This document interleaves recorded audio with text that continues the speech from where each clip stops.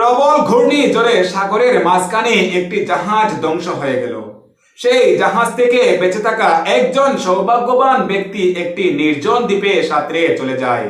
দ্বীপে পৌঁছানোর পর প্রথমেই তিনি আল্লাহকে ধন্যবাদ জানান তার জীবন বাঁচানোর জন্য। প্রতিদিন দ্বীপে যেতেন এবং সাগরের তীরে বসে থাকতেন একটি জাহাজ কাছে আসার আশায়, কিন্তু প্রতিদিন হতাশ হয়ে ফিরে যেতে হয় নির্জন দ্বীপে তাকে।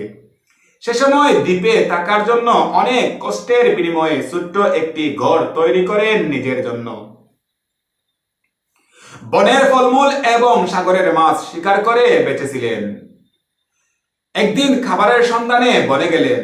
বন থেকে ফিরে এসে দেখেন চুল্লির আগুনে তার সেই কষ্টের ঘরখানা পুড়ে ছাই হয়ে গেছে। লোকটি তখন চিৎকার করে বলল, ও আল্লাহ, ও আমার মালিক, আপনি এটাও কি আমার ভাগ্যের উপরে ছেড়ে দিয়েছেন? লোকটি অনেক চিৎকার চেঁচামেচি করে ঘুমিয়ে গেল। পরের দিন সকালে উদ্ধারকারী একটি জাহাজের শব্দে তার ঘুম ভাঙে। লোকটি পাগলের মতো ছুটে আসে জাহাজের কাছে। ক্যাপ্টেনকে বলে, আপনি কি করে জানলেন আমি এখানে আটকে আছি? ক্যাপ্টেন বলল, কেন, তোমার জ্বালানো সেই দোয়ার সংকেত দেখে আমরা এখানে উপস্থিত হয়েছি। লোকটি তখন মনে মনে অনেক অনুতপ্ত হলো এবং সৃষ্টিকর্তার কাছে ক্ষমা চাইল।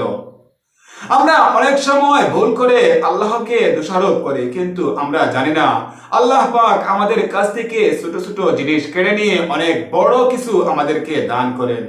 ভিডিওটি যদি একটু ভালো লেগে থাকে তাহলে কিন্তু সাপোর্ট করতে বলবেন না। ভালো থাকেন, সুস্থ থাকেন, আল্লাহ হাফেজ।